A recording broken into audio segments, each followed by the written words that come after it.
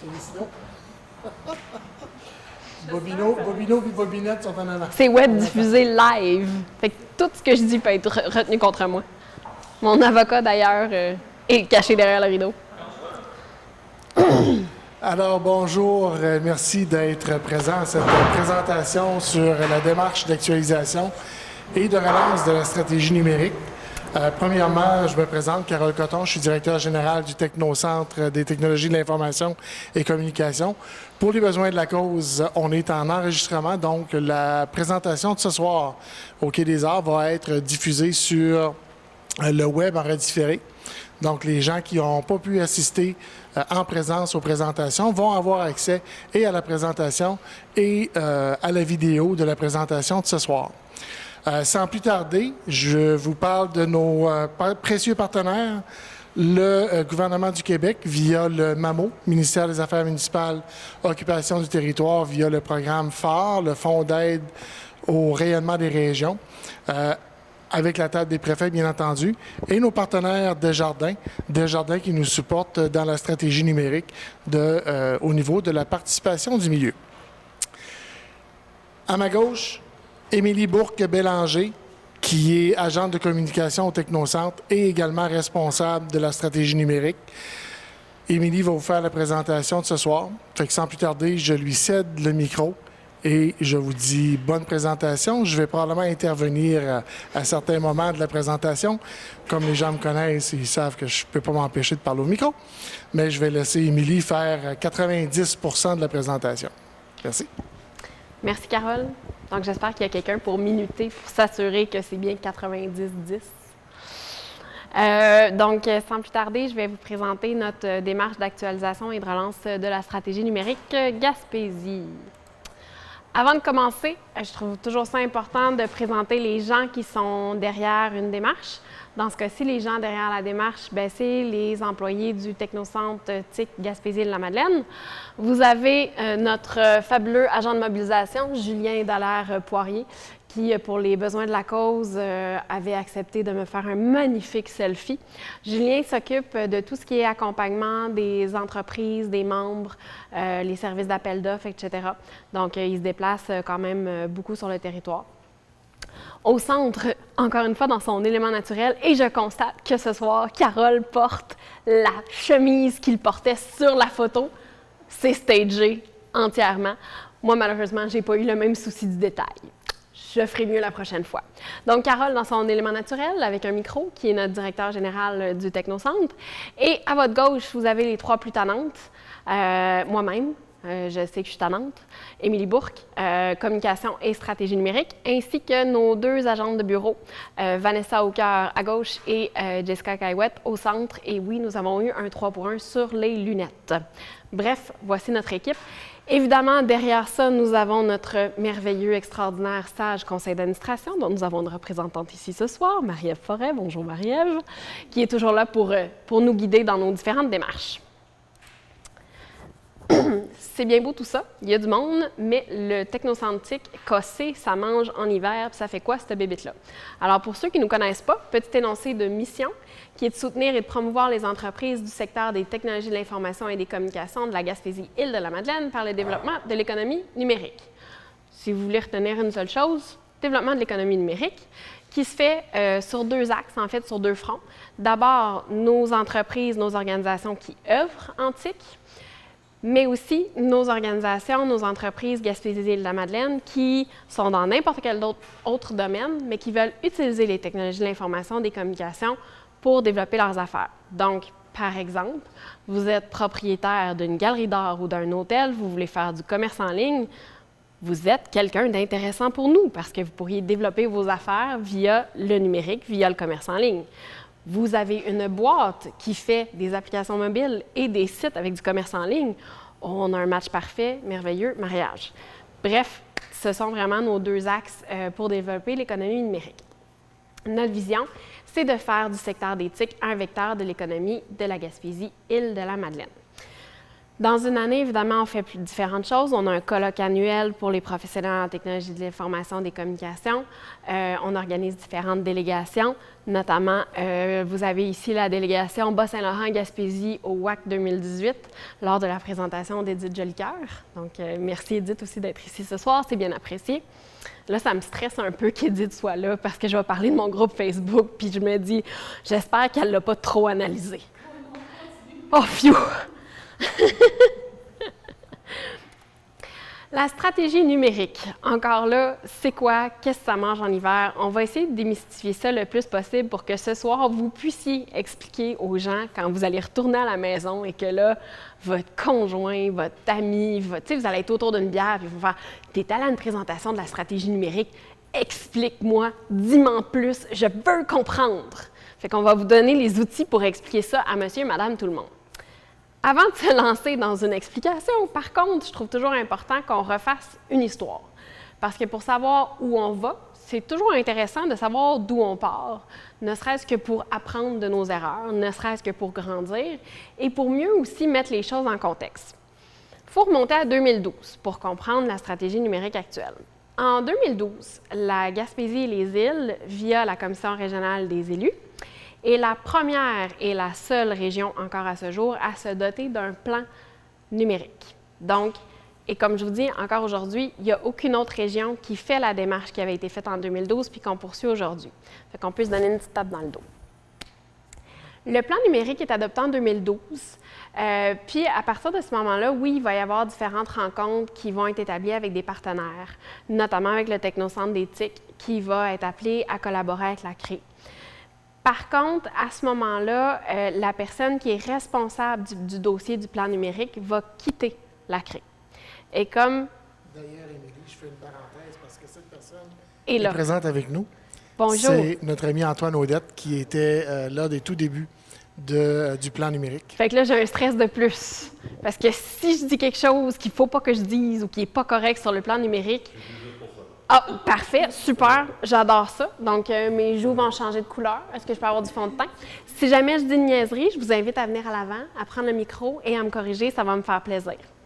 Mais je demande que vous me payiez un verre après. C'est diffusé où, hein, sur le web? Pas en ce moment. Non, c'est en rediffusion. Oui.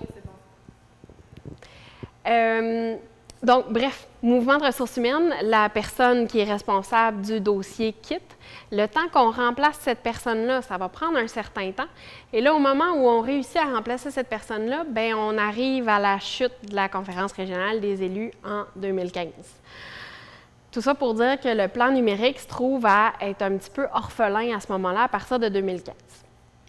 Par contre, en Gaspésie-les-Îles, on a la chance d'avoir un organisme qui s'occupe de développement numérique, le Technocentre, qui va lever la main et qui va dire « Bien, nous autres, le bébé, on va le prendre, on va l'élever parce qu'on pense qu'on serait des bons parents adoptifs. Fait que si vous voulez bien, nous autres, on va le récupérer et on va le faire grandir. » C'est bien cool de vouloir adopter le plan numérique puis vouloir prendre le bébé puis la stratégie, mais encore faut-il qu'on ait de l'argent pour nourrir le bébé puis y acheter des couches.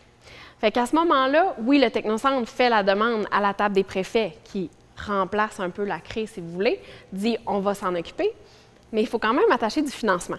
Donc, c'est pour ça, encore une fois, que oui, en 2016, le Technocentre devient porteur, mais que ça va prendre un certain temps. En fait, ça va aller à l'automne 2017 avant que le financement soit attaché avec le phare et avec Desjardins. Alors, c'est pour ça qu'encore là, on a un petit délai. Là, sachez qu'on est porteur, puis on a un budget. Fait que ça va bien, tout est stable, le bébé peut grandir. En 2017, au mois de décembre, le Québec se dote d'une stratégie numérique. Donc, le Québec va se retrouver à avoir une stratégie qui est provinciale 5 ans après que nous, on se soit doté d'une stratégie régionale. Puis ce qui est intéressant, puis c'est ce qu'on va voir après, c'est qu'il y a plusieurs aspects qui sont dans la stratégie numérique du Québec qui se retrouvaient déjà dans la stratégie numérique de la Gaspésie. Donc, le Québec se dote d'une stratégie 2017 et là, nous sommes en 2018. On est en relance, on est en actualisation. Ce qu'on veut faire, c'est prendre notre stratégie numérique Gaspésie, puis en faire un véritable moteur de développement, en faire une stratégie de développement pour notre région. Parenthèse. À partir de maintenant, je vais parler de stratégie numérique Gaspésie parce que, comme vous savez sûrement, le phare, on a un phare en Gaspésie puis un phare aux îles. Donc, vu que le financement et vu que les fonds sont différents aux deux endroits, pour le moment, c'est une stratégie numérique qui est Gaspésie. Les îles ne font pas partie de la version actualisée, relancée de la stratégie numérique. Petite parenthèse provinciale qui s'impose. Puis comme je vous dis, on va aussi voir que dans notre stratégie provinciale, on retrouve certains aspects clés qui étaient dans la stratégie régionale. Donc d'abord, l'énoncé de vision de la stratégie provinciale. La stratégie numérique du Québec est un projet de société qui vise à favoriser une prospérité collective en mettant le numérique au service de la personne et du bien commun. Elle assure la cohérence d'ensemble des actions gouvernementales afin d'accélérer le déploiement dans tous les milieux d'une véritable culture numérique. Je vais, dans quelques diapos, vous présenter la vision de la stratégie numérique Gaspésie, puis vous allez remarquer vraiment que ce sont un peu les mêmes idées ou les mêmes concepts qui reviennent. L'idée de collectivité, l'idée que le numérique soit au service du bien commun, donc au service du développement aussi de la région ou de la province dans ce cas-ci, et qu'on ait une véritable culture du numérique. Les principes qui sont derrière la démarche provinciale, là aussi, vous allez remarquer que ce sont des principes qu'on retrouvait déjà dans la stratégie de 2012. Toute la question de la transparence, de la participation publique, la participation citoyenne, donc ce qu'on fait en ce moment, se retrouvait déjà, nous, en 2012, dans le plan numérique de la Gaspésie, mais se retrouve en 2017 dans la stratégie numérique du provincial. Il y a toutes les idées d'ouverture, de sécurité, de pérennité des données, d'expérimentation, d'innovation, de collaboration, de créer ensemble, de faire ensemble, de créer de la valeur publique, puis d'avoir une certaine agilité et efficience. La stratégie numérique du côté provincial comporte 7 orientations. Les 7 orientations, en fait, ressemblent beaucoup aux 3 axes qu'on avait en 2012. Puis quand je vais vous parler des 3 axes de la stratégie numérique Gaspésie, vous allez remarquer, en fait, que on peut replacer les 7 orientations du provincial dans nos 3 axes régionaux. Ça va être plus clair tantôt si jamais là, c'est flou. Donc, les 7 orientations au Québec, des infrastructures, ça va de soi. Il faut qu'on ait le réseau, les ordis, etc., etc. L'éducation, enseignement supérieur et développement de compétences numériques. Une administration publique transparente et efficiente. Des territoires et des villes intelligents. Une économie d'excellence numérique. La santé connectée sur les citoyens et notre culture chez nous, partout. Dans le cas de la stratégie numérique de la Gaspésie, ce qu'on avait, puis on va y revenir tantôt, c'est les infrastructures. Donc, le point 1 se retrouve tel quel dans la stratégie numérique de la Gaspésie. Le point 5, une économie d'excellence numérique, se retrouve tel quel dans la stratégie numérique de la Gaspésie.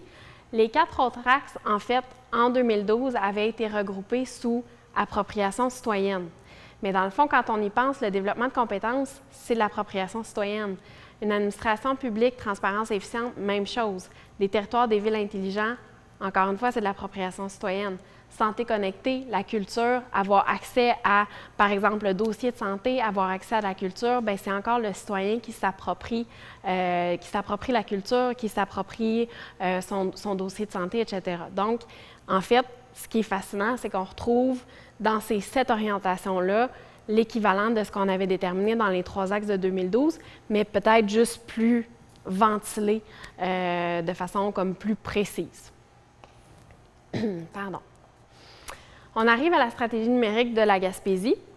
Donc, notre vision, c'est la vision de 2012, à la différence qu'on a enlevé Île-de-la-Madeleine.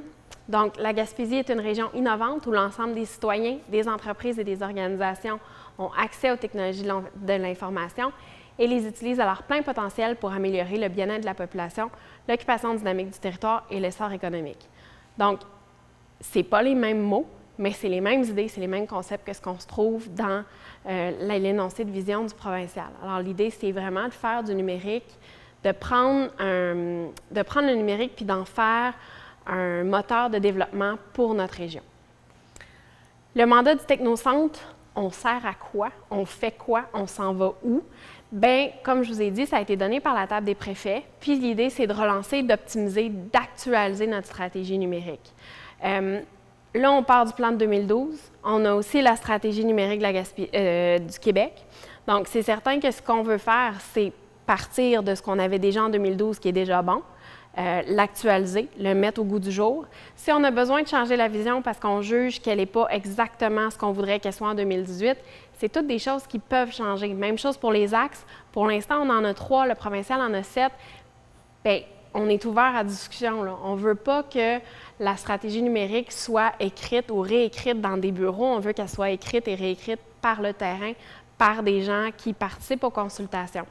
Donc, c'est pour ça que l'idée, c'est vraiment de mobiliser nos acteurs, de mobiliser monsieur et madame tout le monde, mais aussi nos acteurs de développement. Donc, idéalement, les gens qu'on veut avoir assis autour de la table, bien, c'est oui des DG de municipalité, des élus, mais c'est aussi monsieur, madame tout le monde, là. C'est la libraire du coin, c'est le pêcheur de crabes, c'est l'enseignante au primaire. Bref, nous, ce qu'on veut, c'est avoir le plus de gens possible, geek ou pas geek, qui connaissent ça ou qui ne connaissent pas ça. En fait, des gens qui ne connaissent rien au numérique, on en veut. Parce que si on est juste entre geeks, bien, on va être convaincu qu'on se comprend, puis que tout va bien, puis qu'on a les compétences. Alors que peut-être que dans nos villes, dans nos municipalités, bien, les gens à qui on va vouloir s'adresser, puis à qui on veut faire comprendre l'importance du numérique, bien, ils n'ont pas les compétences ou ils n'ont pas les connaissances pour qu'on développe ensemble une stratégie qui a de l'allure. Nos alliés, bien, comme je disais, c'est un peu, oui, nos organisations, nos entreprises, les entreprises membres du Technocentre, nos élus, mais vraiment, ce qui est important, c'est la question citoyenne, de s'assurer qu'on fait ça avec les gens. Avant d'aller plus loin, un des éléments clés de la démarche, OK, Émilie vous l'a présenté tantôt, il y a cette orientation au niveau de la stratégie numérique provinciale. À chacune des orientations est attaché un objectif. Je vous donne un exemple. L'objectif au niveau de l'économie numérique. Donc, ce que le gouvernement souhaite, c'est que l'ensemble des entreprises rehaussent de 50 % leur intensité numérique. Un autre exemple, c'est que concernant le développement des compétences, mais que le Québec devienne chef de file de l'OCDE en termes de compétences pour les citoyens. Mais tous ces éléments-là vont être attachés avec des plans d'action, avec des budgets, mais à un niveau provincial. Donc, qu'est-ce qu'on fait, nous, ici, dans la région, pour être capable de faire atterrir ces objectifs-là que le provincial s'est donné, mais avec une réalité gaspésienne? C'est là l'importance, parce que souvent, on est dans les régions, on voit les objectifs, on voit les différentes enveloppes budgétaires qui sont disponibles, mais on ne réussit pas parce que personne ne prend en main la réalité de la région. Donc, on ne réussit pas à faire atterrir ces objectifs-là concrètement sur le territoire. Alors, nous, ce qu'on veut à travers la démarche, c'est également faire en sorte, dans notre actualisation, de relever les différents défis puis de voir comment on est capable d'attacher, exemple, l'effet où est-ce qu'on veut que l'ensemble de notre population ait accès à leur dossier santé connecté. Bien, pour ça, il faut qu'il y ait les compétences, il faut qu'il y ait accès, il faut qu'il y ait l'accessibilité, autant en argent qu'en disponibilité du lien Internet. Fait comment on fait chez nous pour que nos personnes âgées qui vivent une réalité, c'est-à-dire que le service de santé cherche à les garder à domicile, alors que les services de proximité cherchent à s'éloigner vers les grands centres. Là, quand je dis les grands centres, je parle de milieux ruraux versus Carleton. Exemple, on parle de guichets automatiques, on parle de services postaux, on parle de différents services. Bien, plus on regarde l'évolution, bien, plus ces grandes sociétés-là cherchent à se tourner vers les services en ligne. Mais nos personnes âgées n'ont pas nécessairement les compétences pour être capables de pouvoir utiliser ces services-là. Donc, comment on réussit à travailler cet élément-là sur le territoire, avec nos collaborateurs, avec nos maisons d'enseignement, avec l'ensemble des gens qui détiennent les compétences et le mandat pour offrir ces formations-là. Mais c'est avec eux qu'on va travailler pour en arriver à trouver des solutions. Fait que le mandat n'est pas juste de trouver, mais c'est aussi de faire atterrir les objectifs provinciaux au niveau du régional. Donc, comment est-ce qu'on va s'y prendre? Parce que c'est bien beau avoir des objectifs, mais comment est-ce que fonctionne notre démarche? Nous, ce qu'on a l'intention de faire, ce qu'on a commencé à faire comme démarche, c'est de y aller avec une structure de gouvernance ouverte ou de gouvernance numérique. Donc, les valeurs qui vont guider notre démarche sont les suivantes: la participation citoyenne, la transparence, la collaboration. C'est-à-dire qu'on veut être certain que quand on va présenter la stratégie numérique actualisée, elle va avoir été faite avec des citoyens. Puis quand je dis citoyen, un élu, c'est aussi un citoyen. Un dirigeant d'entreprise, c'est un citoyen. Un représentant d'organisme, même chose. Mais on veut que ce soit des gens qui soient venus aux consultations publiques, qui ont participé au débat, qui ont participé sur notre plateforme en ligne qui va être lancée à l'automne. Bref, on va être certain que tout le monde a voix au chapitre. La transparence, bien, tous les documents qui vont servir à la démarche vont être rendus disponibles en ligne. On a déjà commencé en ce moment avec un groupe Facebook ouvert, Stratnum Gaspésie, qui permet déjà de commencer des échanges. Au fur et à mesure qu'on a des choses à présenter, on va les mettre sur le groupe.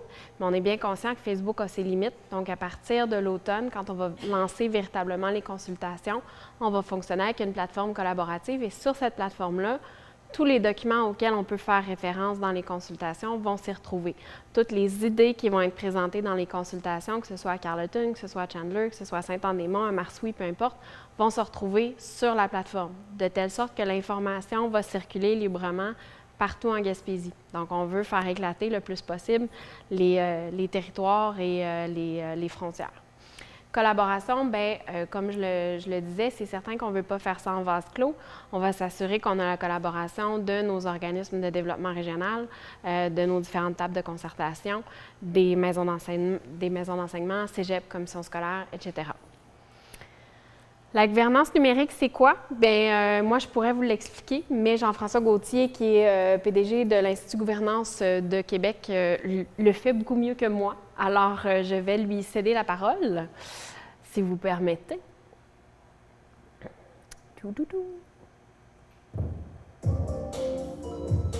Allez!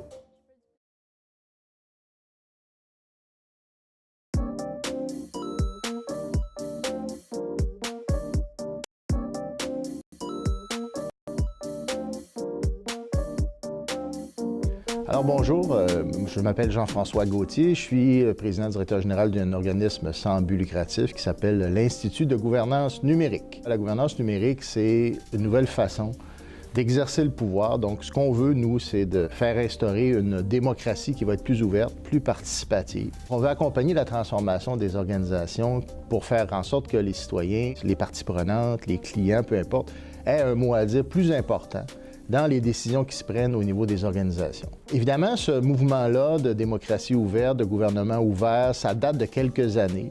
Si je vous fais simplement un petit historique, il faut comprendre que ça a été instauré surtout avec l'arrivée d'Obama à la présidence en 2008. Le président Obama a lancé un mouvement qui s'appelle le Partenariat pour un gouvernement ouvert, qui regroupe maintenant tout près de 70 pays à travers le monde, qui dépose chaque année des plans d'action qui reposent essentiellement sur 3 grandes valeurs: la transparence, la collaboration et la participation.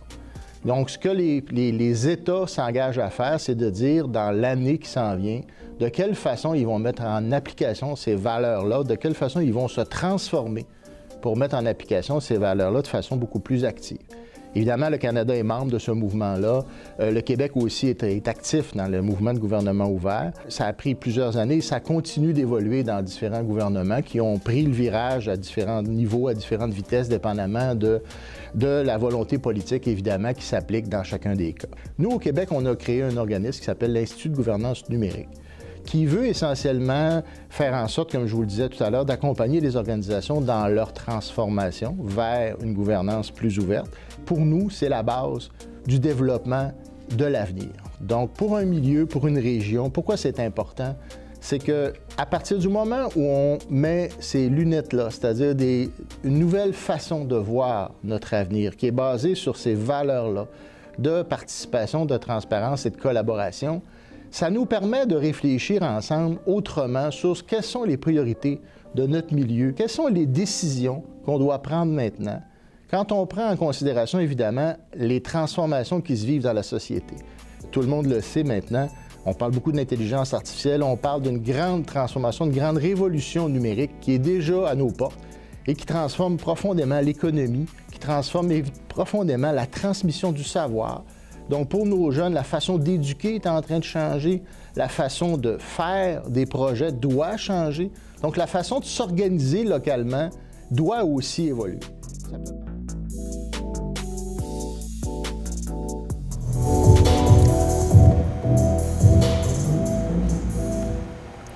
Donc,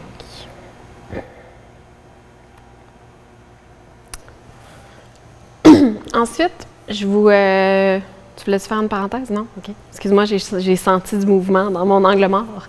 La deuxième vidéo que je vous laisserai visionner, c'est une vidéo de Parlement et citoyens qui explique vraiment les principes, dans le fond, qui vous donne un exemple de gouvernance numérique. Dans le cas présent, c'est vraiment la gouvernance numérique utilisée pour un projet de loi. Donc, dans le cadre vraiment c'est un palier de gouvernement qui adopte le modèle de gouvernance ouverte et qui décide d'aller chercher la contribution des citoyens pour un projet de loi spécifique. Dans le cas de notre démarche à nous, il faut bien comprendre qu'on n'est pas en train de forcer les municipalités, les villes à adopter un principe de gouvernance ouverte comme vous allez voir dans la vidéo.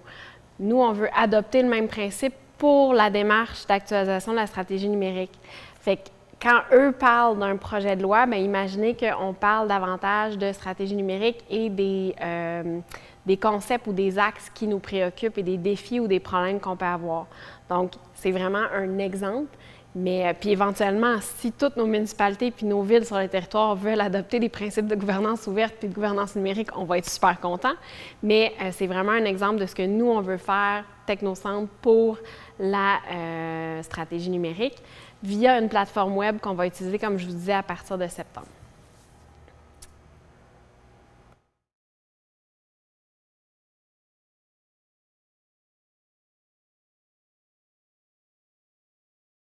Là, un homme politique qui fait des claquettes aux 20h en vue des prochaines élections.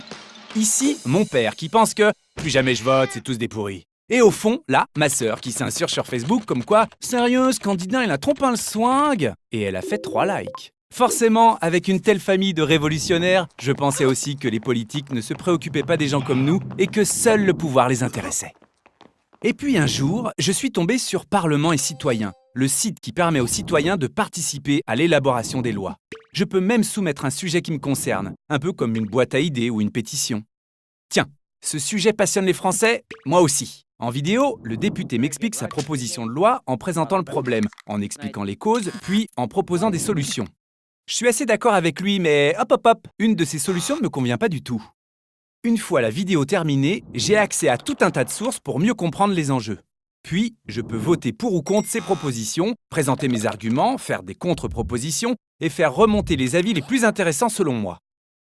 Internet permet aujourd'hui de réaliser à plusieurs millions ce que les vrais démocrates faisaient dans la Grèce antique, une vraie recherche collective des solutions. Après 30 jours, la consultation est clôturée et le site affiche une carte montrant les différents avis. Les pour en vert, les contre en rouge. C'est clair et efficace. Un débat vidéo en ligne est ensuite organisé en direct sur Google Hangout entre le député et des contributeurs tirés au sort ou plébiscités. Monsieur, c'est à vous. Bonjour, monsieur le député. Voilà, ça a duré 2 heures, c'était passionnant. Au début, j'étais timide, puis à la fin, le modérateur était obligé de m'arrêter. Quelques semaines plus tard, le député partage une nouvelle vidéo dans laquelle il présente la proposition de loi qu'il a déposée à l'Assemblée nationale et explique ses choix. Même si tous les avis n'ont pas été pris en compte, chacun sait pourquoi il a tranché dans un sens ou dans l'autre. C'est aussi ça l'intérêt de Parlement et citoyens, rendre transparent ce qui se passe habituellement en coulisses. Alors, lorsque j'ai suivi le débat à la télé, j'avais un peu l'impression de siéger dans l'hémicycle moi aussi. Il faut dire que la proposition de loi a désormais beaucoup plus de poids. Elle a derrière elle le lobby citoyen, celui du bon sens, du débat, de la concertation et du bien vivre ensemble. Pour la première fois, ma participation politique ne se résume pas à déléguer tous les pouvoirs à un homme ou une femme en fonction de son brushing ou de son sourire. Alors, c'est sûr, être citoyen, ça demande de s'investir, de se documenter et d'accepter de débattre avec ceux qui ne partagent pas nos opinions. Mais Internet va permettre à nos avis d'être pris en compte, de faire changer les choses collectivement. Et puis, aux prochaines élections, Je donnerai ma voix au candidat qui s'engagera vraiment, en toute transparence, sur Parlement Dans un et monde citoyens. idéal, c'est un petit peu fleur bleue, mais ça reste que le principe qui est derrière, l'idée qui est derrière est vraiment super intéressante. Puis dans le cas présent, de penser qu'on peut se servir d'une plateforme pour aller regrouper les idées qu'on va avoir sorties dans les consultations, mais c'est super intéressant parce que ça permet à tout le monde puis à toutes les idées de se retrouver au même endroit. Donc, si on débat d'appropriation citoyenne à Marsouis puis qu'il y a une idée super géniale qui ressort, puis que quelqu'un à Carleton a un problème qui ressemble à celui de Marsouis, bien, on se rejoint sur la plateforme, on en parle, puis ça fait qu'on est capable de trouver des meilleures solutions puis qu'on ne travaille pas en double ou en triple ou en quadruple. Nos axes d'intervention, bien, comme je vous disais, puis comme je vous le mentionnais en début de présentation, dans le cas de la stratégie numérique Gaspésie, on en avait identifié 3. Le premier qui était toute la question des infrastructures.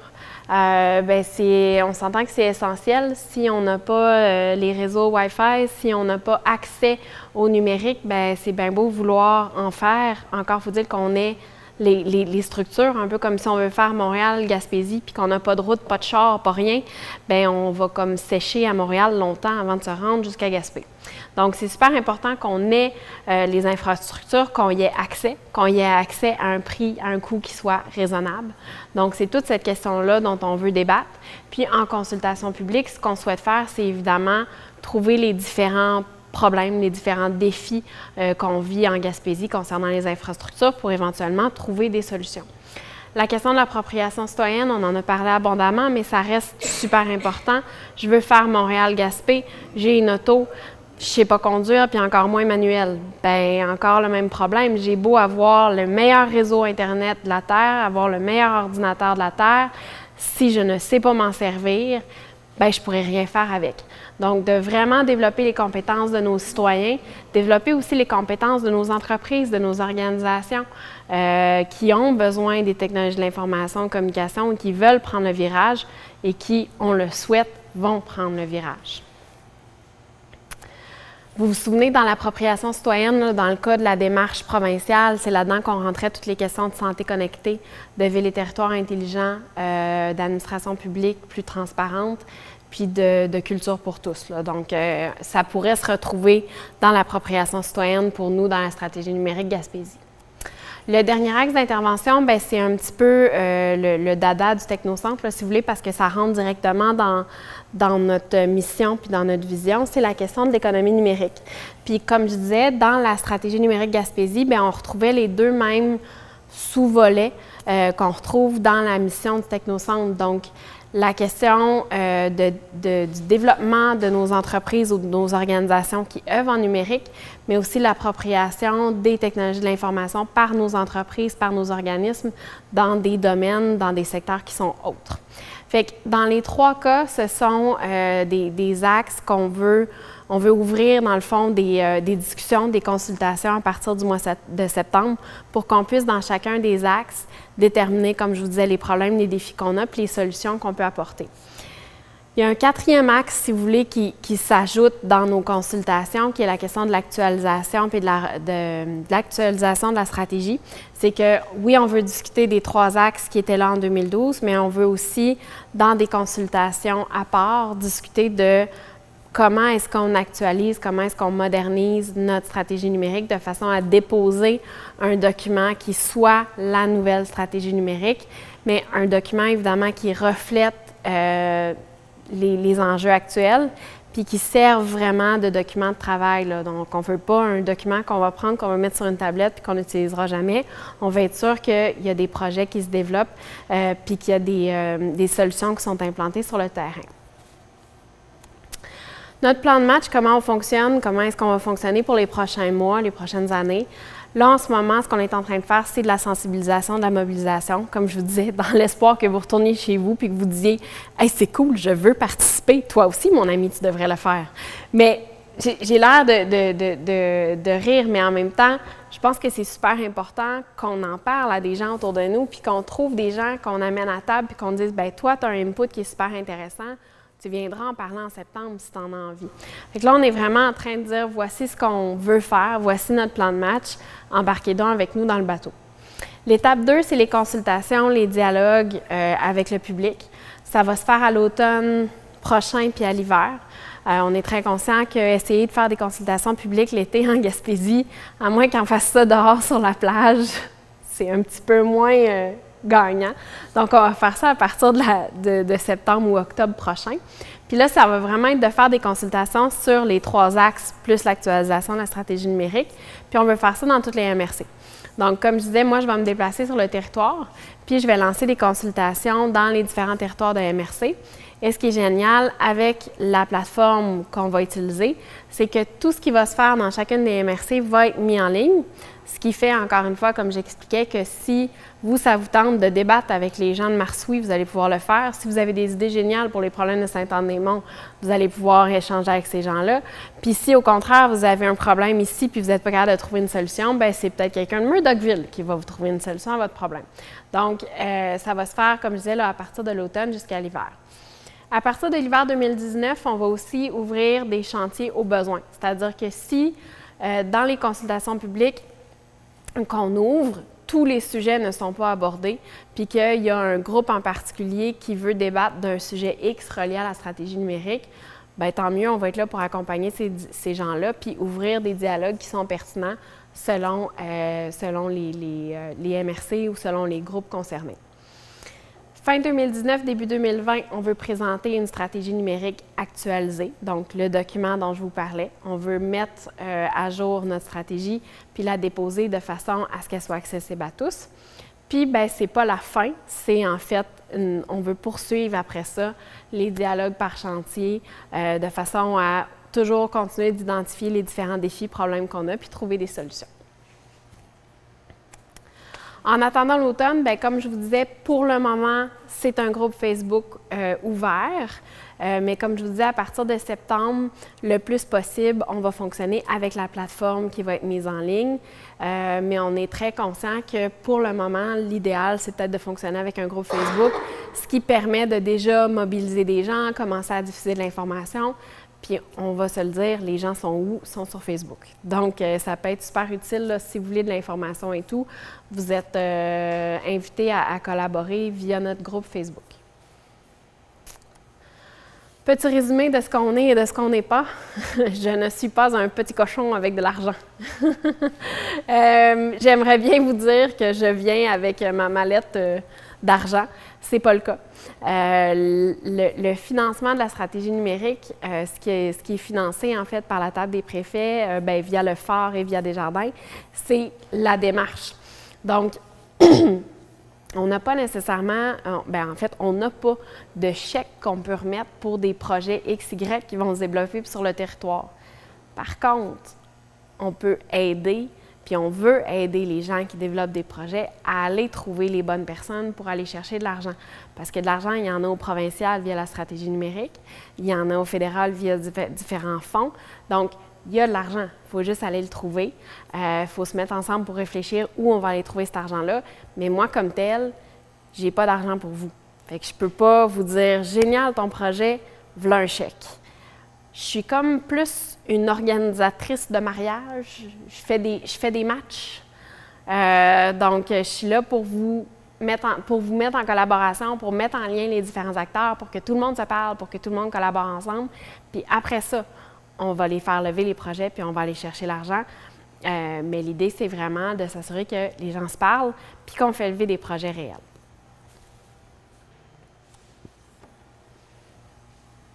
Intervention de Carole.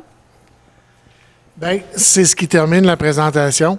Vous avez vu tantôt, bien entendu, bon, Émilie l'a abordé un peu au niveau des différents leviers financiers qui existent. Il y en a dans les MRC, il y en a dans il y a différents organismes comme les SADC, les MRC, il y a un CLD sur le territoire, mais il y a aussi au niveau du gouvernement provincial le plan d'action en économie numérique, il y a le plan culture numérique. Il y a différentes actions ou différents plans. Le plan d'éducation numérique qui vient d'être lancé. Il y avait aussi le plan d'action pour une gouvernance ouverte, pas une gouvernance ouverte, il a été lancé dernièrement là, pour une, je cherche le terme, là, excusez, pardon. Mais que nos institutions gouvernementales soient plus ouvertes, une administration publique ouverte, désolé. Donc, il y a un plan d'action pour une administration publique ouverte qui vient d'être lancé. Donc, tous ces plans d'action vont avoir d'attacher des enveloppes budgétaires. Donc, comment on peut travailler, nous aussi, à, je vous disais tantôt, faire atterrir les objectifs provinciaux sur le terrain gaspésien, mais aussi aller chercher de l'argent qui existe dans les différents fonds et l'amener au profit de nos projets qui doivent être développés sur le territoire. Et Émilie l'a mentionné, on ne le fera pas tout seul, on le fait en collaboration. Donc, lorsqu'on va parler de développement de compétences, nos institutions d'enseignement vont être présentes. Ces gens-là vont prendre le lead. Ils le font déjà, elles le font déjà, mais ils vont le faire encore davantage dans les prochaines années avec le plan d'action en éducation numérique. Mais comment on peut, nous aussi, citoyens, participer à ces discussions-là, tout comme au niveau des infrastructures. Fait que l'objectif, c'est de ramener sur le terrain, au niveau des citoyens, les discussions pour amener tout le monde à pouvoir y parler. Fait que je ne sais pas si vous avez différentes questions, commentaires. On est là pour ça. C'est une démarche qui se veut aussi évolutive. Bien entendu, les chantiers que l'on démarre, c'est les chantiers qu'on pense qui vont avoir un impact. En cours de route, s'il y a d'autres chantiers à démarrer, il y a d'autres chantiers qui vont pouvoir se démarrer. Bien entendu, Émilie est seule, on ne la clonera pas. Donc, elle ne sera pas séparée en 5 pour être à 5 places différentes en même temps. Sauf qu'on a des partenaires sur le terrain qui vont pouvoir aussi être utilisés pour démarrer des consultations dans les différentes MRC, qui vont utiliser aussi la plateforme collaborative qu'on va mettre en ligne en septembre. Fait qu'il y a beaucoup de monde qui vont être impliqués. Présentement, je pense qu'on est rendu à environ une centaine de personnes sur le groupe Facebook. Je n'ai pas regardé les derniers chiffres. Je cherchais ton plan, fait que j'ai pas... Mais environ une centaine de personnes sur le groupe Facebook. Puis je vous dirais que dans les différentes présentations qu'on a faites, excusez, il y a peut-être une vingtaine de personnes qui n'étaient pas encore inscrites. Fait que pardon? 106. 101 personnes, 106, bon, 101, 106. Hey, on a gagné 5 en l'espace de 30 secondes, même pas. Mais, bon, une centaine de personnes déjà sur le groupe Facebook. Probablement aussi une dizaine de personnes qui ont assisté aux présentations qui ne sont pas encore là. Mais ces 110 personnes-là, c'est déjà 110 personnes de plus qui vont parler et qui vont travailler à relancer la stratégie numérique. Fait que c'est déjà un gros pas. Puis je pense que si on se donne comme objectif, chacun, au fur et à mesure, d'aller chercher 1 à 2 personnes supplémentaires, bien, on va réussir à aller chercher peut-être un 300, 400, 500 personnes, 500 Gaspésiens qui vont travailler au cours des 2 prochaines années à actualiser la stratégie numérique et à travailler sur différents dossiers. Ce qui ne s'est jamais fait. Je me souviens du temps qu'on a travaillé, il y avait eu une grosse enquête de fait par Cifrio à la base du plan numérique. Par la suite, ça s'est travaillé comme tout dossier se travaillait, avec un comité d'orientation, avec quelques rencontres de discussion qui avaient eu lieu aussi avec différents intervenants, mais une démarche complètement publique comme ça ne s'est pas réalisé. Fait que si on réussit à être 350, 400, 500 Gaspésiens à développer la nouvelle démarche, bien, on va réussir ce que probablement aucune autre région va être en mesure de faire, c'est-à-dire amener sa population à développer une stratégie numérique. Questions, commentaires? Insulte. Oui?